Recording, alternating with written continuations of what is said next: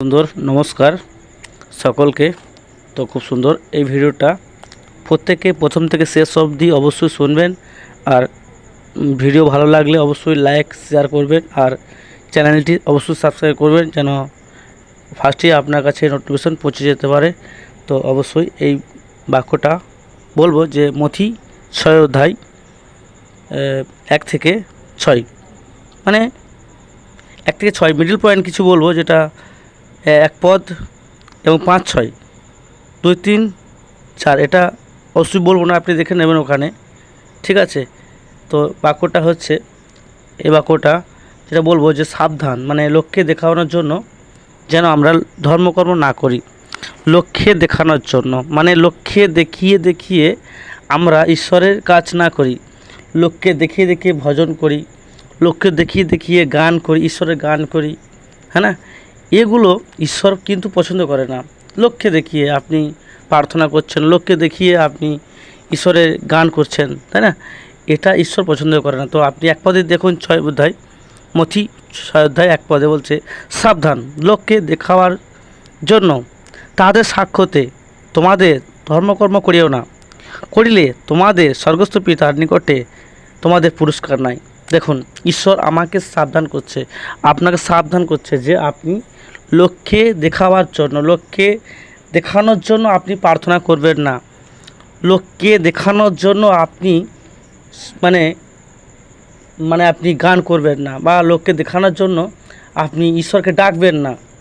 এটা সাবধান। ঈশ্বর আমাদেরকে প্রত্যেককে কি সাবধান বার্তা দিচ্ছেন পরমেশ্বর, যে আপনি সাবধান হয়ে যান, যে আপনি লোককে দেখানোর জন্য এগুলো করবেন না, কারণ লোককে সন্তুষ্ট করার জন্য আপনি করবেন না। তো আমরা এখানে আবার দেখতে পারি 5 পদে কি বলছে, আর তোমরা যখন প্রার্থনা করো তখন কপটদের ন্যায় হইও না, কারণ তাহারা সমাজ গিয়ে ও পথের কোণে দাঁড়াইয়া লোক দেখান প্রার্থনা করিতে ভালোবাসে। আমি তোমাদেরকে সত্যিই বলিতেছি, তাহারা আপনাদের পুরস্কার পাইয়াছে। তো এখানে দেখুন যে কপটীদের মতো, মানে কপটী মানে ভণ্ড, মানে ভণ্ড লোকের মতো আপনি প্রার্থনা করবেন না লোক দেখানোর জন্য। যে আপনি মানে পথে দাঁড়িয়ে আছেন, মানে রাস্তা কোণে কোণে হতে পারে, রাস্তা মেন পজিশন হতে পারে, সেখানে লোকের ভিড় রয়েছে, কিন্তু আপনি কী করছেন, সেখানে চোখ বন্ধ করে ঈশ্বরের কাছে ঈশ্বরকে ডাকছেন, ঈশ্বরের নাম করছেন, ঈশ্বরের প্রশংসা করছেন। ঈশ্বর বলছে এগুলো পছন্দ করেন না, তাই বলছেন তখন, আর তোমরা যখন প্রার্থনা করো তখন কপটদের ন্যায় হয়েও না, মানে প্রার্থনা করে কপট, মানে যখন আপনি প্রার্থনা করেন তখন আপনি ভণ্ডদের মতন যেন হবেন না। আপনি ভণ্ডদের মতো হয়ে ভণ্ডদের মতো আপনি প্রার্থনা করবেন না, কারণ এই প্রার্থনা পরমেশ্বর শোনে না, তিনি শোনেন না। তার জন্য তিনি বলছে ভণ্ডদের মতন হয়েও না, কারণ তারা সমাজ গিয়ে, মানে তারা সমাজের মাঝে মাঝে পথে কোণে কোণে দাঁড়ায় লোক দেখানোর প্রার্থনা করতে ভালোবাসে। তারা সমাজের মধ্যে আর কি, যেখানে রাস্তা মেন পজিশন, সেখানে লোকজন ভিড় থাকবে, সেই ভিড়ের মাঝে সে দাঁড়িয়ে প্রার্থনা করতে ভালোবাসে। তো এই প্রার্থনা পরমেশ্বর আপনাকে নিষেধ করছে। তো কি বলছে, লোক দেখানোর প্রার্থনা করতে ভালোবাসে। আমি তোমাদের সত্যিই বলতেছি, তারা পুরস্কার পেয়েছে, তারা পুরস্কার পেয়ে গেছে ঈশ্বরের কাছ থেকে, যারা লোক দেখানি কাজ করতে ভালোবাসে। আপনি যদি লোক দেখানি এমন কোনো কিছু করছেন তো আপনি সাবধান, কারণ ঈশ্বর আপনার জন্য পুরস্কার রেখে দিয়েছে। কী পুরস্কার আপনি নিশ্চয়ই বুঝতে পারছেন। তো আপনি এটা করবেন না, কারণ ঈশ্বর এটা আপনাকে পছন্দ করেন না। আপনি যখন লোকের সামনে গান করেন, ভজন করেন, বা যা কিছু করেন, শুধু লোক দেখানো মাত্র। তো আপনি এখানে দেখুন একটা বিষয়, 2 পদে কী বলছে, অতএব তুমি যখন দান করো তখন তোমার সম্মুখে তুড়ি বাজায়ও না, যেমন কপটিয়া লোকেদের কাছে গৌরব পাইবার জন্য সমাজ গিয়ে ও পথে করিয়া থাকে। আমি তোমাদের সত্যি বলিতেছি, তারা আপনাদের পুরস্কার পাইয়াছে। তো দেখুন, সমাজ গিয়ে মানে আপনি যখন দান করেন তখন বলেন আমি এটা দিয়েছি, আমি এটা দিলাম, আপনি এটা বলেন না, এটা বলা নিষেধ, ঈশ্বর আপনাকে নিষেধ করছে। আবার এটা দেখুন যে কী বলছে, লোকের কাছে গৌরব পাইবার জন্য। আপনি যখন কোনো একটা অনুষ্ঠান হয়, কোনো একটা ফাংশন হয়, তখন দেখবেন অনেক লোক, ধনী ব্যক্তি আছে, অনেক ভালো ব্যক্তি আছে, যারা কী করে বলুন তো, 100 টাকা 50 টাকা পুরস্কৃত করে সে লোককে দেখানোর জন্য। হ্যাঁ, এমক নাম আমাকে 100 টাকা পুরস্কৃত করলেন, সে গৌরব পাবে, তাকে ধন্যবাদ করছে, অনেক লোক হাততালি মারছে। কেন বলুন তো, সে গৌরব পাওয়ার জন্য মানে হাজার হাজার দর্শকের সামনে সে দান করছে। তার নাম তো যেন সবাই করে এবং সবাই দেখে যে তিনি 100 টাকা 200 টাকা হতে পারে 500 টাকা হতে পারে সে পুরস্কৃত করলেন। তো সে কেন ওখানে মানে এমন মানে পুরস্কার করলো যে সে গৌরব পাওয়ার জন্য, সে সে মানে সে গৌরব পাওয়ার জন্য সে সেখানে দিল। তো আপনি এটা করবেন না বিশ্বাসী, আপনি এটা করবেন না। আপনি যদি যিশুকে বিশ্বাস করেছেন তো আপনি এটা করবেন না, কারণ এটা ঈশ্বর পছন্দ করে না। আপনি গৌরব পাওয়ার জন্য আপনি কাউকে দান করবেন না, আপনি গৌরব পাওয়ার জন্য আপনি দান করবেন না। কারণ তিনি কি বলছেন দেখো 3 পদে, কিন্তু তুমি যখন দান করো তখন তোমার দক্ষিণ হস্ত কী করতেছে তাহা তোমার বাম হস্তকে জানিতে দিও না, এইরূপে তোমার দান যেন গোপনে হয়। দেখুন, আপনি যখন দান করছেন মানুষকে, তখন যদি আপনি ডান হাত দিয়েছে তো বাঁ হাত জানতে না পারে, বাঁ হাত যদি দিয়েছে ডান হাত জানতে না পারে। অর্থাৎ আপনি যখন কাউকে দান করেন তখন এটাকে জানতে না পারে, বুঝতে না পারে যে আপনি দিয়েছেন। ওই জন্য আপনার মনেও না আসে আমি এটা দিলে হয়তো আমার কোনো একটা ঘরে কাজ হতো, কোনো একটা কোনো কিছু আনা হতো, আপনি এটা মনে আনবেন না।